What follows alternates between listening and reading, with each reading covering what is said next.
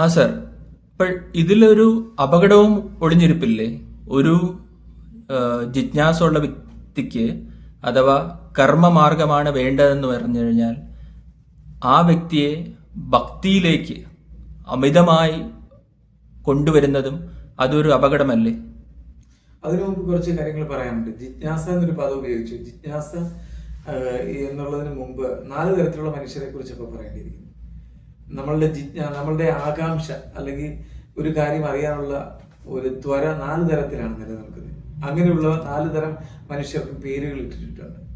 അതിൽ അവിവേകി മുമുക്ഷു, മോക്ഷത്തിനെ ഇച്ഛിക്കുന്നത് യഥാർത്ഥ വഴിയിലൂടെ അല്ലാതെ, എന്ന് വെച്ചാൽ ബാഹ്യ ജീവിതത്തിന്റെ സുഖങ്ങൾ ഉണ്ടാക്കുന്നതിലാണ് എനിക്ക് യഥാർത്ഥത്തിലുള്ള എന്റെ ജീവിതത്തിന്റെ സൗന്ദര്യവും സൗഖ്യവും സമാധാനവും ശാന്തിയും നിലനിൽക്കുന്നതെന്ന് ബോധ്യപ്പെട്ടു പോകുന്നവൻ, അത് അവിവേകി മുമുക്ഷുവാണ്. വിവേകി മുമുക്ഷു ചിന്തിക്കുന്നത് ഈ ബാഹ്യ സുഖങ്ങൾ ഒരുക്കുന്നതൊക്കെ നല്ലത് തന്നെയാണെങ്കിലും അതല്ല ആത്യന്തികമായി എനിക്ക് വേണ്ടത്, മറ്റെന്തോ ആണ്. ആയതിനാൽ അത്തരം കാര്യങ്ങളിലേക്കൊക്കെയാണ് പോകേണ്ടത്. എന്റെ ശാന്തിയും സമാധാനവും എന്നിൽ തന്നെയാണ് നിലകൊള്ളുന്നത് എന്നുള്ള ബോധത്തിലേക്ക് കുറച്ചും കൂടി ഉയർന്നു നിൽക്കുകയും, എന്നാൽ അവയെ കൃത്യമായി അറിയാനും അതിലൂടെ മുന്നോട്ട് നീങ്ങാനും എനിക്ക് പലവിധ വഴികളും തിരഞ്ഞെടുക്കേണ്ടതുണ്ട് എന്നും കൂടി ചിന്തിക്കുന്ന വിവേകി മുമുക്ഷു. പിന്നെ അതിലും കുറെ കൂടെ ശ്രേഷ്ഠനായിട്ട് ബോധം ഉയർന്ന ആളാണ് ജിജ്ഞാസു എന്ന് പറയുന്നത്. ജിജ്ഞാസു എന്ന് വെച്ചാൽ ബ്രഹ്മ ജിജ്ഞാസ ജനിച്ചവരുണ്ട്. എന്തോ ഉണ്ട് ഇതിന് അതീതമായിട്ട്, ഈ കാണപ്പെടുന്നതിനും ഒക്കെ അതീതമായിട്ട് അതിനെക്കുറിച്ച് അറിയാൻ ശ്രമിക്കുക. എന്നാൽ ആ തെരഞ്ഞതെല്ലാം എന്നിൽ തന്നെ ഉള്ളതിനെയാണെന്നും അത് ഈ സർവ്വചരാചരങ്ങളിലും ഉള്ളതാണെന്നും ആ അനന്തതയാണ് ഞാനെന്നും ഈ കാണുന്ന എല്ലാ വസ്തുക്കളും എന്നും ഈ കാണുന്നതെല്ലാം രൂപമാത്രമായതെല്ലാം പോയാലും എന്താണോ ഉള്ളത് അത് നിലനിൽക്കുമെന്നും ബ്രഹ്മസത്യം ജഗൻ മിഥ്യ എന്ന് പറയുന്നത്, ജഗത്തെല്ലാം മിഥ്യയാണെന്ന്. മിഥ്യ എന്ന് വെച്ചാൽ ഇല്ലാത്തതെന്നുള്ള അർത്ഥത്തിലാണ് ഭാഷാ പണ്ഡിതന്മാരൊക്കെ പറയുന്നതും സാഹിത്യകാരന്മാർ പറയുന്നത്. അതല്ല, ഉണ്ടായി നിലനിന്ന് സംഹരിക്കപ്പെടുന്നതെല്ലാം മിഥ്യയാണ്. ഒരു വസ്തുവിന്റെ സൃഷ്ടിയും സ്ഥിതിയും സംഹാരവും ഉണ്ടെങ്കിൽ അതെല്ലാം മിഥ്യാത്വമാണ്.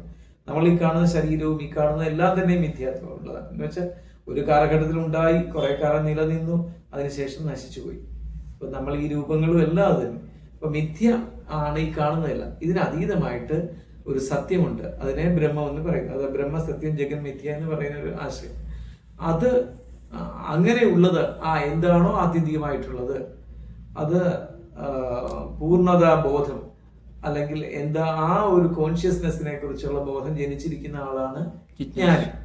ജിജ്ഞാസു അതിന്റെ വഴികളിലൂടെ യാത്ര ചെയ്യുക. യഥാർത്ഥത്തിൽ വേണ്ടുന്ന ക്ലാസ് കിട്ടാനായിട്ട് മോഹിച്ചു നടക്കുകയും അതിലേക്ക് പോവുകയും അതിന്റെ അനന്തതയിലേക്ക് തപ്പി അതിന്റെ സാധാരണഗതിയിലുള്ള പ്രാർത്ഥനയോ ജപമൊന്നും അല്ല അവിടെ. ജിജ്ഞാസു കുറെ കൂടെ ഗ്രേഡ് കൂടിയാണ്, അതിനപ്പുറത്തേക്കാണ്. ഇതിൽ നെയ്ത്തി നെയ്ത്തി എന്നുള്ള ഒരു വേദാന്തത്തിൽ ഒരു പദ്ധതി ഉണ്ടല്ലോ, അത് ഏത് തലത്തിലാണ് വരുന്നത്? നേതി ഇതല്ല എന്ന് പറഞ്ഞ് മനസ്സിനെ സൂചിപ്പിച്ചുകൊണ്ട് പോകുന്നത്. അത് നേതി എന്ന് വെച്ചാൽ ഉപനിഷത്ത് വാക്യമാണ്, ഔപനിഷദീയമായ ആശയമാണ്. അത് ശരിക്കും ജ്ഞാനയോഗ മാർഗത്തിന്റെയാണ്. ജ്ഞാനയോഗ മാർഗം, കർമ്മയോഗ മാർഗം, രാജയോഗ മാർഗം, ഭക്തിയോഗ മാർഗം എന്നിവയുണ്ട്. യഥാർത്ഥത്തിൽ ജ്ഞാനയോഗത്തിന്റെ വശങ്ങൾ ഭാരതത്തിൽ ഇപ്പൊ ജനകീയമായിട്ടൊന്നും സംഭവിച്ചുകൊണ്ടിരിക്കുന്നു. അത് എന്തുകൊണ്ടാണ് ആ ഒരു ജ്ഞാനയോഗ മാർഗത്തിലേക്ക് പറയാൻ താല്പര്യമുള്ള വെച്ചാൽ ഭക്തിയോഗത്തിലേക്ക് താല്പര്യമുള്ളത് ഭക്തയോഗി. ഭക്തർക്കെല്ലാം ഭക്തി രസപ്രധാനമായ കാര്യങ്ങളിലാണ് പോകുന്നത്. രസം അത് തെറ്റല്ല, അവരുടെ മനസ്സിന്റെ കണ്ടീഷൻസ് അതിനനുസൃതമായി പോകുന്നതിനാണ്. കർമ്മസംബന്ധമായ കാര്യങ്ങളിലൂടെ മുന്നോട്ട് പോകുന്നതിനാണ് ശ്രദ്ധ വരുന്നത്. അപ്പൊ അവർക്ക് കർമ്മത്തിലാണെല്ലാം പ്രാധാന്യം. കർമ്മത്തിന് പലതരങ്ങളുണ്ട്. അകർമ്മം, കർമ്മം, സകർമ്മം എന്നൊക്കെ പറഞ്ഞ് നമുക്ക് അതിനെ കുറിച്ച് ഒരുപാട് വിശാലമായി സംസാരിക്കാവുന്ന ആശയങ്ങളുണ്ട് അതിനകത്ത്.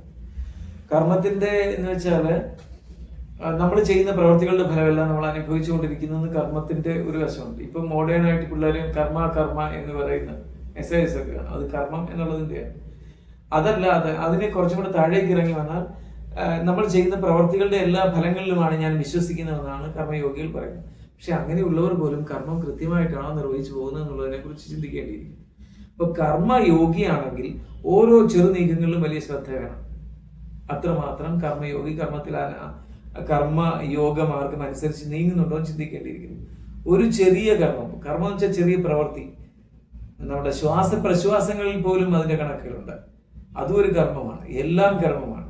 ആഹാരം കഴിക്കുന്നത്, ദൈനംദിന ചര്യകളിൽ പോലുമുള്ള സൂക്ഷ്മത എല്ലാം ബോധപൂർവമാക്കിക്കൊണ്ട് പോകണം. അല്ലാതെ ഞാൻ ആളുകളെ കൊന്നില്ല അതുകൊണ്ട് എന്റെ കർമ്മം ദുഷിച്ചില്ല എന്ന് പറയുന്നത് വളരെ താഴ്ന്ന നിലമാണ് കർമ്മയോഗത്തില്. ആളുകളെ ഞാൻ പറ്റിച്ചില്ല, കബളിപ്പിച്ചില്ല, ആളുകളെ വാക്കുകളാൽ ദ്രോഹിച്ചിട്ടില്ല, അങ്ങനെയുള്ള ഹിംസകളൊന്നും വരുത്തിയിട്ടില്ല. മനസ്സിനെ വിഷമിപ്പിക്കുന്നത് ഒരുതരം മാനസിക ഹിംസയാണ്. അതുപോലുമില്ല എന്ന് പറയുന്നതിനേക്കാൾ ഉപരി കർമ്മയോഗത്തിന്റെ അതീവ സൂക്ഷ്മത നമ്മുടെ ഓരോ ചെറു ചലനത്തിനും നമ്മുടെ ബോധത്തിനെ അനന്തതയിലേക്ക് വികസിപ്പിക്കത്തക്ക വിധത്തിലായിരുന്നോ അവിടെ വെച്ച് രാജയോഗത്തിലേക്ക് ഒരു ചെറിയ കണക്ഷനും വരും. അതുപോലെ തന്നെ എല്ലാ പ്രവൃത്തികളിലും വഞ്ചന അല്പം പോലും ഇല്ലാതെ ആയിട്ടാണോ ചെയ്തിരിക്കുന്നത് എന്നൊക്കെയുള്ള കാര്യങ്ങളിലൂടെ ഓരോ കാര്യത്തിലും നന്മ എത്രമാത്രം നമ്മൾ ഒരു കർമ്മയോഗി അയാളുടെ പ്രവർത്തികളിൽ കൂടി ബാക്കി ജീവിതം നിലനിൽക്കാൻ വേണ്ടുന്ന പ്രവർത്തികളിൽ കൂടി ലാഭം ഉണ്ടാക്കിയാൽ പോലും ആ ലാഭം ഞാൻ വാങ്ങിക്കുമ്പോൾ പോലും എത്രമാത്രം ആത്മാർത്ഥമായിട്ടാണ് ഞാൻ ആ പ്രവൃത്തി അവരന് ചെയ്തു കൊടുത്തത് എന്നുള്ള ഒരു ചോദ്യമുണ്ട്. ഇവിടെ ഇപ്പോഴും അവകാശങ്ങളെല്ലാം പിടിച്ചു വാങ്ങിക്കുന്ന ജനതയായിപ്പോയി, അവരുടെ ധർമ്മത്തെ കുറിച്ച് മറന്നുപോയി. ഇവിടെ ഇപ്പൊ നമ്മള് ഒരു ജോലിക്ക് ഒരാളിനെ വിളിച്ചാൽ, ഒരു കൂലിപ്പണിക്ക് വിളിച്ചാൽ അയാൾക്ക് വൈകുന്നേരം കിട്ടാൻ പോകുന്ന പൈസയെ കുറിച്ച് ചിന്തയുള്ളൂ. പിന്നെ വിളിച്ചിരിക്കുന്ന ആ ആള് ആരാണോ ജോലിക്ക് വിളിപ്പിച്ചിരിക്കുന്നത് അവർക്ക് വളരെ വളരെ ലളിതമായി പെരുമാറുന്നവരോ സ്നേഹമുള്ളവരോ അയഞ്ഞ മനസ്ഥിതി ഉള്ളവരോ ആണെങ്കിൽ അവരുടെ കയ്യിൽ നിന്ന് എത്രയും ചോദിച്ചുകൊണ്ട് വാങ്ങിച്ചുകൊണ്ട് പോകാനുള്ള അവകാശബോധം അത് ധാർമ്മികമല്ല. അങ്ങനെയുള്ള അധാർമികമായ അവകാശബോധം വളർന്നിരിക്കുന്ന ഈ കാലഘട്ടത്തിൽ കർമ്മയോഗികളില്ല എന്ന് തന്നെ പറയേണ്ടിയിരിക്കുന്നു. അവർക്ക് അവരുടെ ലാഭത്തെക്കുറിച്ച് മാത്രമാണ് ചിന്ത. പക്ഷെ അവർ എത്രമാത്രം പ്രവൃത്തി ചെയ്യുന്നു, നമ്മൾ എത്രമാത്രം കൂടുതൽ പൈസ വാങ്ങിച്ചു എന്നുള്ളതല്ല, എത്രമാത്രം നമ്മളിൽ നിന്ന് സേവനം ചോദിച്ചു വാങ്ങിക്കുന്നു, നമ്മുടെ അതിനനുസൃതമായി സേവനം ചെയ്തു കൊടുക്കുന്നുണ്ടോ എന്നുള്ളത് നോക്കണം. ഈ ഒരു തലത്തിലെത്താൻ എന്താണ് ഒരു കാരണം സാറിന്റെ അഭിപ്രായത്തിൽ?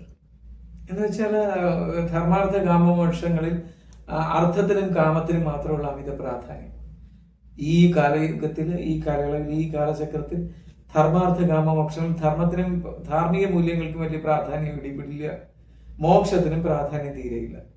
എല്ലാവരും മോക്ഷ ഇച്ഛുക്കളാണെന്ന് പറയുന്നവർ പോലും, സന്യാസിമാർ എന്നുവെച്ചാൽ സാമ്പ്രദായിക സന്യാസം സ്വീകരിച്ചവർ പോലും അർത്ഥത്തിനും കാമത്തിനുമാണ് പ്രാധാന്യം കൊടുക്കുന്നത്. അർത്ഥത്തിനും കാമത്തിനും പ്രാധാന്യം ഉണ്ടോ? ഉണ്ട്. അത് അതിൻ്റെതായ തലത്തിൽ മഹത്തരം തന്നെയാണ്. പക്ഷെ ധാർമ്മിക മൂല്യങ്ങൾ കൈവെടിഞ്ഞുകൊണ്ടുള്ള അർത്ഥസമ്പാദനവും ധാർമ്മിക മൂല്യങ്ങൾ കൈവെടിയുന്ന തരത്തിലുള്ള കാമത്തിന്റെ നിലനിൽപ്പും ശോഭനീയമല്ല, ശരിയല്ല. അപ്പൊ അർത്ഥത്തിനും കാമത്തിനുമുള്ള എന്ന് വെച്ചാൽ ആഗ്രഹ പൂർത്തീകരണത്തിനും ധനസമ്പാദനത്തിനും, എന്ന് വെച്ചാൽ ധനസമ്പാദനം എന്ന് പറയുമ്പോൾ സ്ഥാപന ജംഗമ വസ്തുക്കൾ അടങ്ങിയ എല്ലാ രീതിയിലും ഉണ്ട്. അങ്ങനെയുള്ള അർത്ഥത്തിനും കാമത്തിനുമുള്ള പ്രാധാന്യം മാത്രം മുൻനിർത്തി പോകുമ്പോൾ എങ്ങനെയാണ് ഒരാൾക്ക് കർമ്മയോഗിയാകാൻ സാധിക്കുക? അത് വേണ്ട എന്നല്ല അപേക്ഷ. അപ്പൊ നമ്മൾ ധാർമ്മിക മൂല്യങ്ങൾ പരിപാലിക്കണം. അപ്പൊ അർത്ഥം, കാമം, ധർമാർത്ഥ കാമങ്ങള്, മോക്ഷം അതിലൂടെ തന്നെ വന്നുള്ളൂ. ഒരു കർമ്മയോഗിക്ക് ധർമ്മവും അർത്ഥവും കാമവും ഒന്നുപോലെ സൂക്ഷ്മമായിട്ട് നിലനിന്നാൽ അയാള് മോക്ഷത്തിലേക്കുള്ള വഴി തുറന്നു കിട്ടുമെന്നുള്ളതാണ്. ഇവിടെ ഇപ്പൊ അങ്ങനെയുള്ള അർത്ഥത്തിനും കാമത്തിനും പ്രാധാന്യം കൂടി ധർമ്മത്തെക്കുറിച്ച്, ധാർമ്മികതയെക്കുറിച്ച്, ധാർമ്മിക മൂല്യങ്ങളെ കുറിച്ച് മറന്നുപോയി. എന്നെ ജോലിക്ക് വിളിക്കുന്ന ആളിനെ ഞാൻ കൃത്യമായി ചെയ്തു കൊടുക്കണമെന്നും അയാളുടെ ആവശ്യാനുസാരം ചെയ്തു കൊടുക്കണമെന്നും അത് കൃത്യമായിരിക്കണമെന്നും അയാളുടെ ശ്രദ്ധയിൽ പെടാത്തതായ ഞാൻ ചെയ്യേണ്ടുന്നതായ പ്രവൃത്തി ഈ പറഞ്ഞ് ചെയ്യിപ്പിക്കുന്ന ആൾ ചെയ്യിപ്പിക്കുമ്പോൾ പോലും അയാളുടെ ശ്രദ്ധയിൽപ്പെടാത്ത ഒരു അപാകത വരാൻ തുടങ്ങിയാൽ അതും കൂടി ഞാൻ പറഞ്ഞ് മനസ്സിലാക്കിയിട്ട് അതും കൂടി ഒഴിവാക്കിക്കൊണ്ട് പ്രവർത്തിക്കണമെന്നും അതിനനുസൃതമായിട്ടാണ് ഞാൻ ലാഭം നേടേണ്ടതെന്നും ആണ് ചിന്തിക്കേണ്ടത്. ഇതങ്ങനെയല്ല. ലാഭത്തെക്കുറിച്ച് മാത്രം ചിന്തയുള്ള ആന ഉത്സവത്തിന് നിൽക്കുന്ന പോലെയാണ്. കാരണം ആനയ്ക്ക് ഉത്സവം നന്നാവണമെന്ന് വലിയ മോഹമൊന്നുമില്ല.